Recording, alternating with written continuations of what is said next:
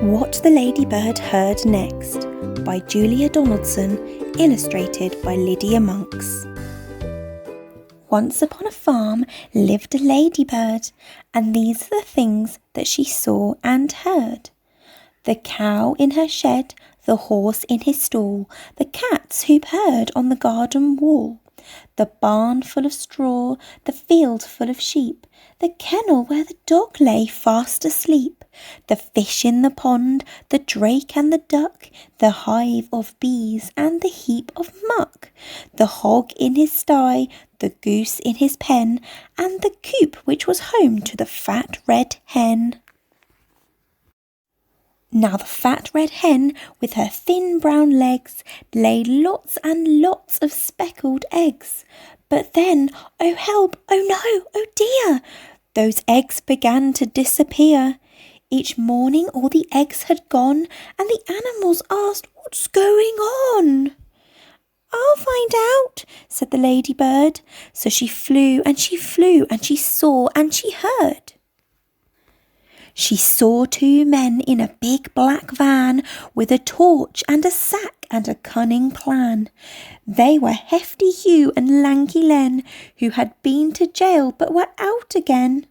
Said Lanky Len to Hefty Hugh, "Let's steal another egg or two." But Hefty Hugh said, "Listen, Len, I vote we steal the fat red hen. We'll make our way to the chicken coop and scoop her up in one fell scoop.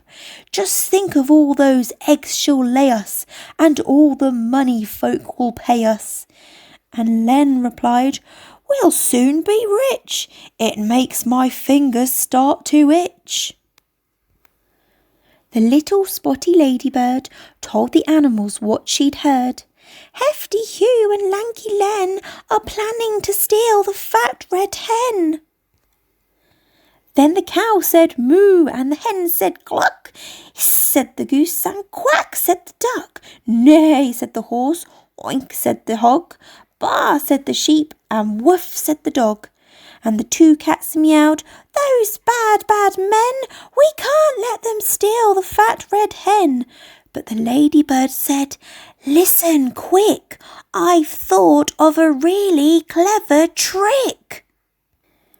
At dead of night the two bad men opened the coop and snatched the hen, but the fat red hen began to cluck. "Why don't you steal the downy duck? Her eggs are bigger far than mine, and people say they taste divine." "Good thinking that," said Lanky Len. He tiptoed to the pond, but then the downy duck began to quack. "Oh, please don't put me in your sack. Why don't you steal the goose instead? She's bigger still and better fed. Her eggs are huge and tasty too." "Good thinking that," said Hefty Hugh. But when they tried to seize the goose, she hissed at them, "I'm not much use. Why don't you steal that great big bird, the super-duper snuggly snurd?" "What?" said Len. "And who?" said Hugh. The goose replied, "I thought you knew. She lays the biggest eggs of all. Each one looks like a rugby ball." The duck joined in. "She's friendly too. I'm sure she'd love to live with you. She'll put an end to all your cares. You'll very soon be millionaires." "Where is this snurd?" asked Lanky Len. "Not far," chipped in the hen. "She lives inside that big brown heap. You'll find her there. She's fast asleep." The two thieves laughed. "We've got it made. Let's take turns with the farmer's spade." They dug, and Len said, "Pooh, it stinks." And Hugh said, "So do you." And Len said, "Where's that giant bird, the super-duper snuggly snurd?" "She's rather shy," the goose replied. "She must be hiding deep inside." So they dug a tunnel nice and deep. "That's it," said Hugh. "Now in we creep." "I think we're nearly there," said Len. the snurd will soon be ours. But then the heap collapsed and Hugh said, yuck, we're covered head to toe in muck. And Len complained, there is no snurd, they just made up that giant bird. Then the animals gathered round and all let out a deafening sound. Neigh, moo, oink, baa, woof, woof, meow. What a racket, what a row. The farmer woke and said, goodness me, and he had a word with his prize queen bee. And the bees chased after the two bad men who never came back to the farm again.